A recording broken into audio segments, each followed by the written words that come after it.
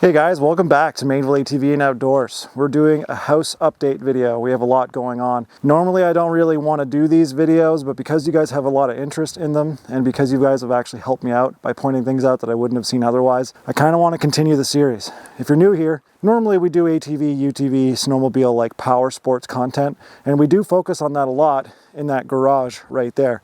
So that's how this is kind of relevant. Today we're going to focus on all of the new siding that we have going on, the disastrous water leak that we have on the inside, as well as a few other little details and some stuff that we've got going on in the garage. So we're going to cover that today. Let's get into it.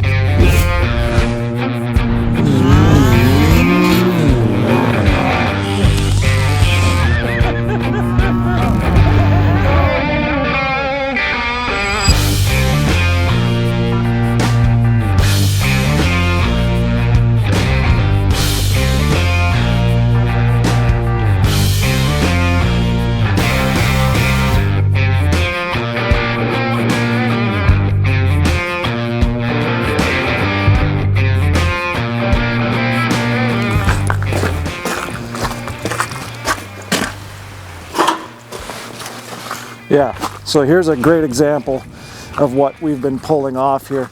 So this is the wood siding that existed on our house for, well, ever since it existed. This house was built in 2000. Wood siding is great, it looks great, all that stuff, but it requires a lot of attention and maintenance, which this got zero of. You can tell it all came off in itty bitty little pieces and shards. It was dry, it wasn't treated. They even painted it last second in order to try and hide whatever they were trying to hide. This stuff was in brutal shape, and we knew when we bought the house that we would have to do this. There was no way around it. With the condition this stuff was in, especially in the gables, it was going to be all sorts of rotten in behind. And it was actually even worse than we thought it was. We had to get rid of all of this, which took the guys, the team that was here, about 5 days. And you're gonna see how much they got done after they ripped all of this off. So anyway, that's kind of what we were dealing with. Let's go take a look.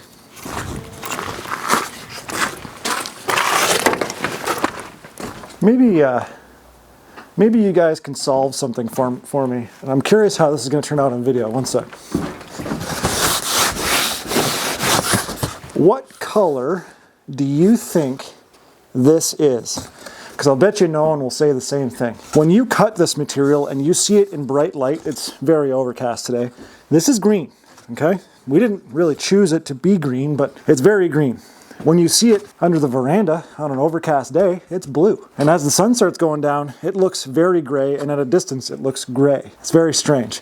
I have no idea what color this is, and it's putting strain on my marriage. Let's put it this way. I have no idea what this is. Someone tell me what color you think that is. Watch it look different on video, and I get a new color.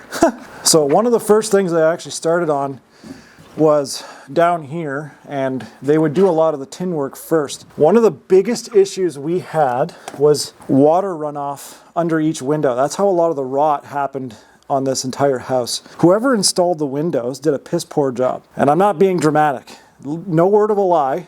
Not a single one of the 21 windows in this house was secured to the house. Not making that up.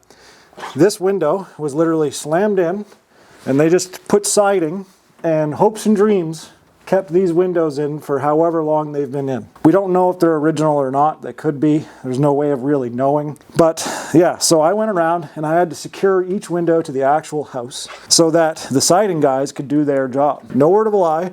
I was in the kitchen one day and one of the guys had to open up a door to take a look at some tin work, and the suction in the house actually popped my window out.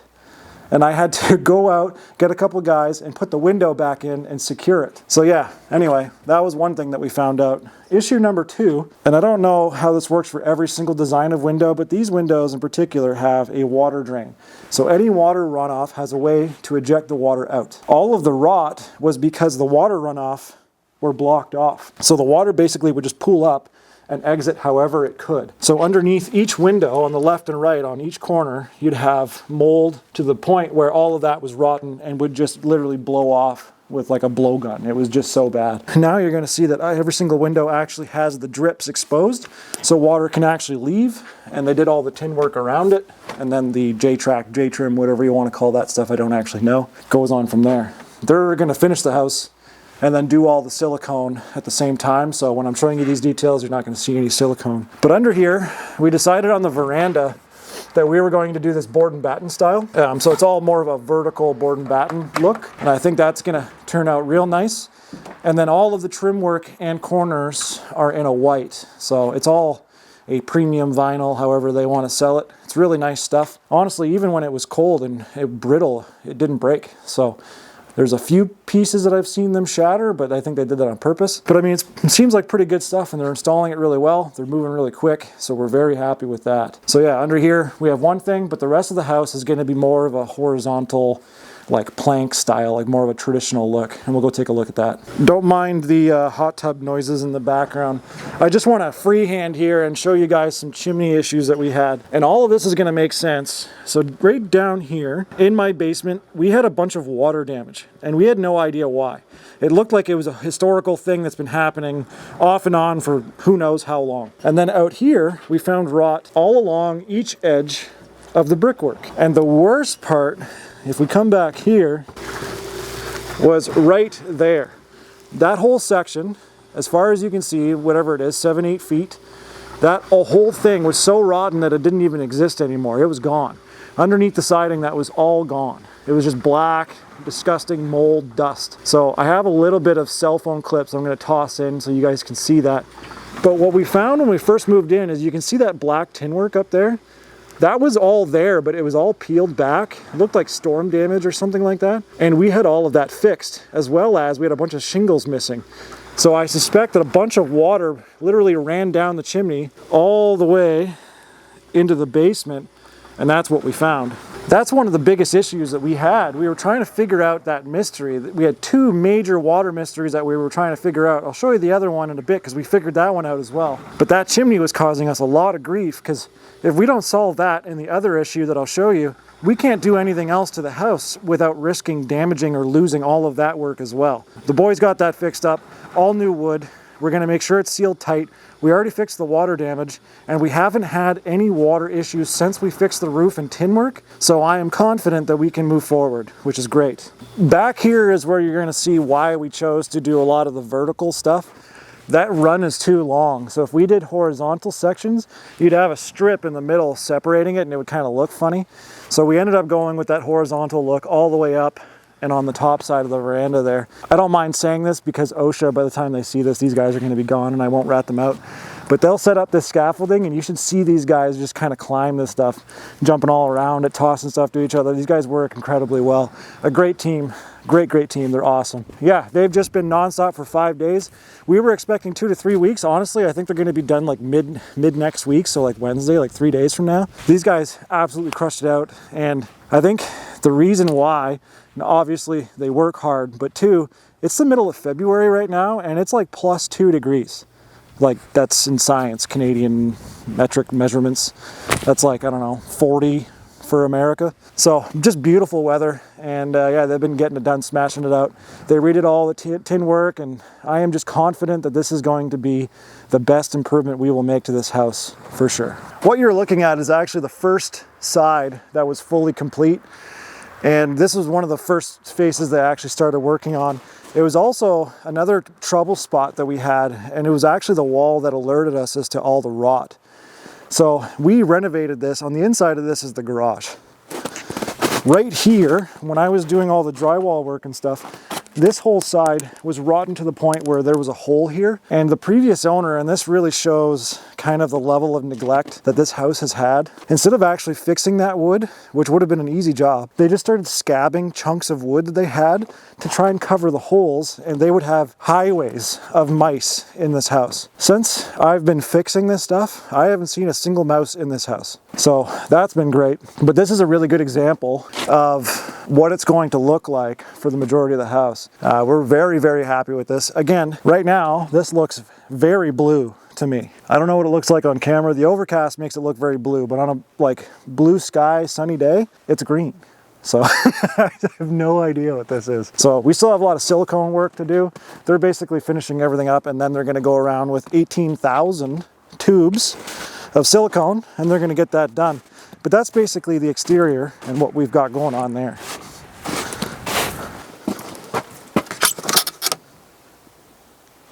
Don't look.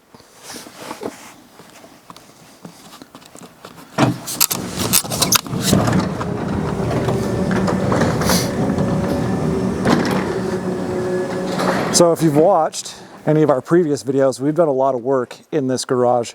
I'm going to show you some of the tin work and some of the great things that previous contractors have done to make our job easier for the next contractor. So I'll grab the camera, I'll bring you in here. So when we had these garage doors done, the previous contractor, and he's actually probably watching right now, he's a fan of the channel, you know who you are. Thanks for being a genius. They left a lot of this stuff kind of not unsecure, but ready to be taken down so that they can do this tin work here. And you can see that tin work goes all the way inside here. You might not be able to see it, but basically they're going to put a bead of silicone there, and all of this is going to be seamless. And then they're going to silicone the outside of this strip, and then from inside to out, it is impenetrable. And the reason why that's important is this is the second spot where mice would get in and basically travel up the support beams and then get in to behind and try and stay warm. When I was gutting this garage, there was nothing but a highway of mouse poop all the way around all of this because they were entering through here. So that's the reason why this is important and why I wanted it done a very particular way. These guys, fantastic. Love the work they did. There's a lot of funniness going on, and they measured everything out to a T. A+ work on their part. So this garage is basically the first thing that we got done. And I'm kind of glad we did because we actually found where all the mice were getting into the house, like I was mentioning. So getting this done was actually kind of genius, and we just kind of got lucky on that one. But this space is where I work out of, and I do everything that we normally do on this channel. So again, if you're new to the channel, this is exactly what we do. So we bring in machines, we modify them, we ride them, rinse, wash, repeat. So that's kind of our bread and butter. So this space to me is like sanctuary. It's like the coolest place for me to be. It's not the biggest shop that we've ever had, so we've had to get really smart and organize and put things away very strategically to make use of a very small space. So that was the goal with this. There's only two things left. One of them is actually already here, and I'll give you a hint.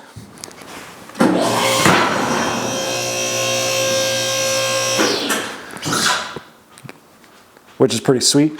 We're gonna have more on what this is in a bit. We're gonna do a whole video on this because there's a lot going on with that. We have another thing going on, and that's actually happening Tuesday, today's Sunday, where we're going to have a very unique organizational wall system.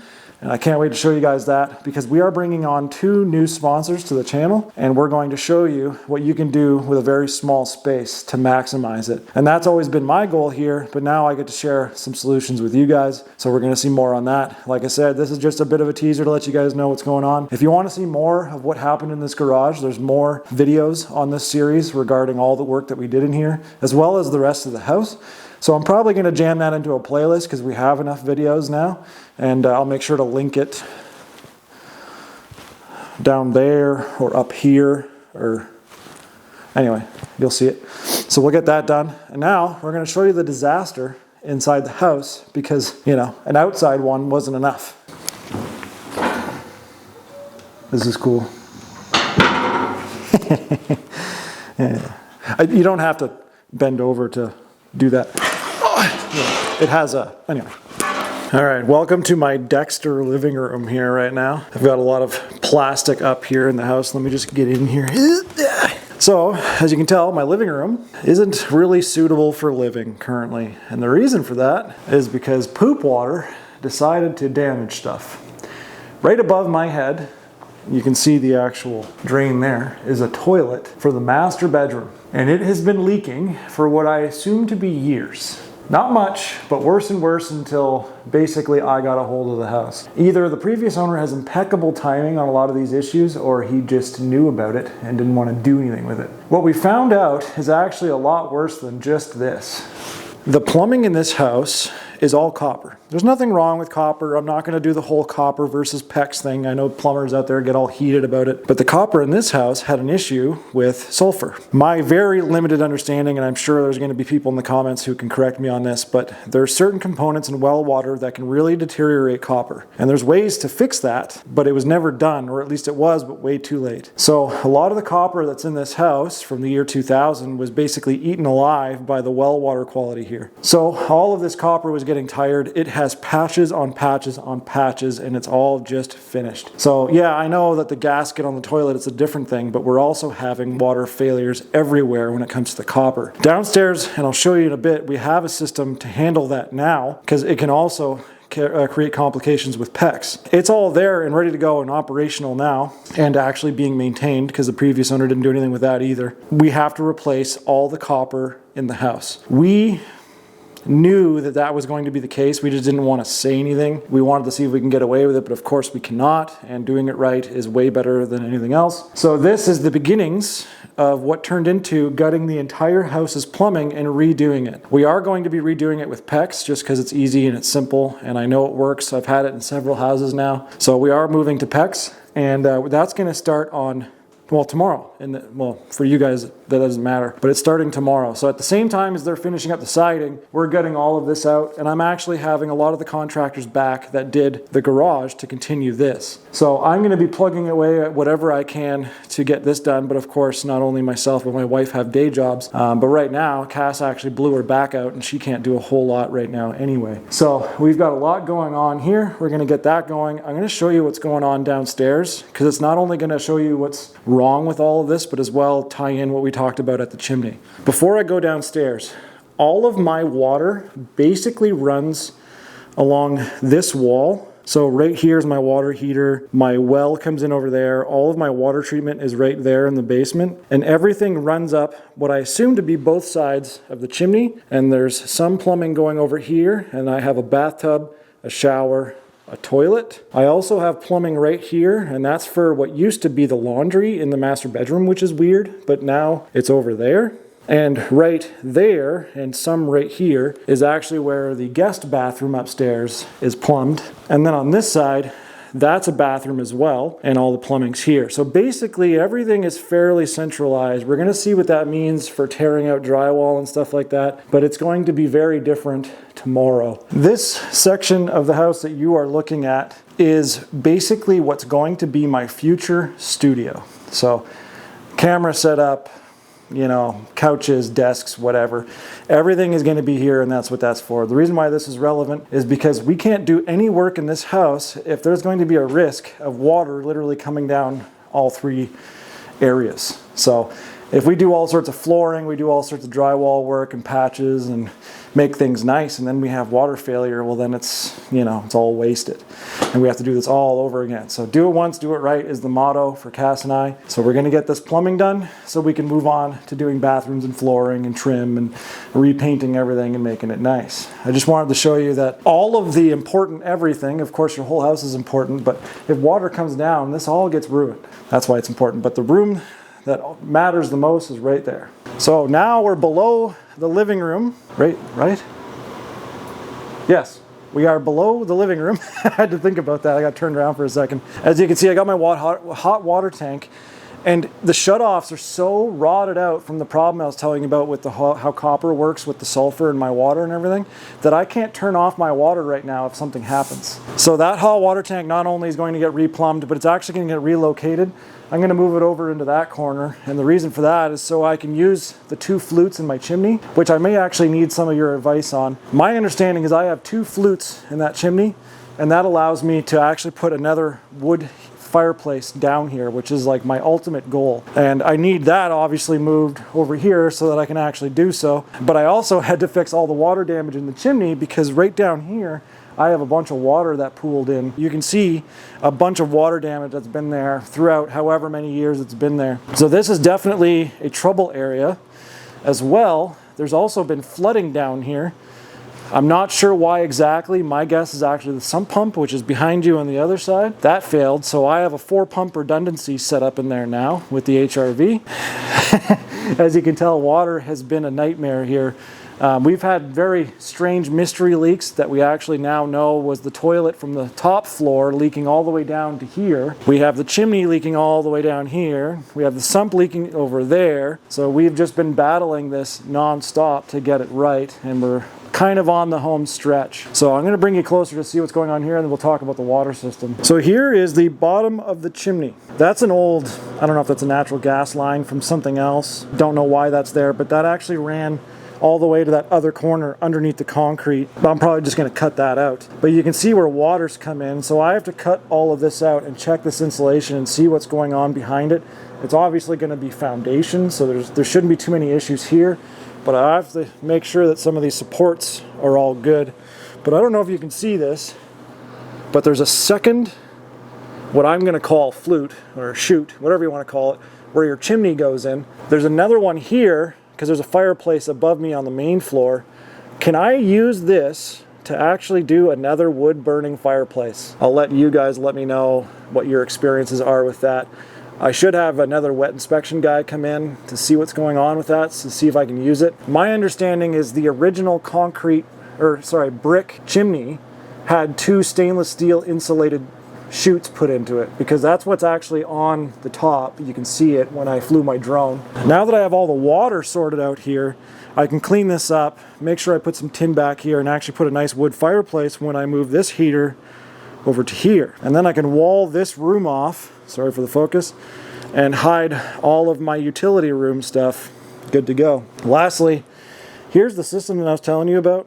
Pressure thing over here, iodizing, salt system, blah, blah, blah, softener, filter, UV, the whole bit. So the previous owner was using like weird pool chlorine pucks in this thing when you're just supposed to put salt. That's a bit of a nightmare. Got that all sorted out, cleaned up, put the proper stuff in there. We know it's working. The water tested great. So everything is now functioning here. But when this didn't exist, all of this copper was getting eaten up. And I'll show you, all of that's actually been replaced at that point. You can see, where is it?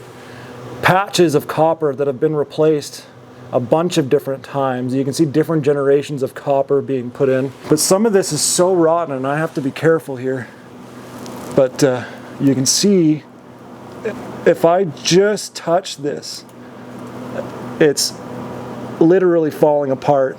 A lot of my main shutoffs from my water I can't even use right now. So I have a plumber coming in. He's going to gut all of this tomorrow and put in PEX. Get rid of all of this old copper that I can't trust anymore. So anyway, guys, I think you guys know what's... I said guys twice. So I think you guys got the words. One sec. Doing all of this. Oh, people are looking at me and wondering why I'm talking to a camera. All right. Not awkward at all. So the name of the game in fixing this house has been water. I'm trying to make it watertight inside and out. And I think everyone can agree, you know, that a dry house is a pretty great house. So siding, inside plumbing, you know, we're just freaking nonstop. And all of this is so that we can get to the stuff that we actually wanted to do. We want to do flooring, we want to do bathrooms, throw a coat of paint, fix some weird issues like punches in the drywall. Someone tackled a door for some reason. But that's what we've got going on. We are very, very busy, but I wanted to give you guys an update just because you guys have been awesome. Every time I post one of these, you guys seem to be really interested in what's going on. And not only that, the most helpful part is I get all these comments saying like, hey, have you considered this, or try this, or check this product out, or whatever. So you guys have been great. I also have a lot of tradespeople in the comments, which is not surprising. You know, we kind of make the world go around. So they've been giving me a lot of advice. And I'm sure there's going to be plumbers and siding types and all these useful people giving me some advice on this video as well. So I appreciate that. But we're going to leave it there. We have another video coming up soon, a couple videos coming up soon. I did try to go for some rides, but boy, the weather is not great. My mountain sleds are not getting out this year, I'm pretty sure, unless we get 18 meters of snow tomorrow. So we'll leave you with that. Thanks for watching. We'll see you guys next time.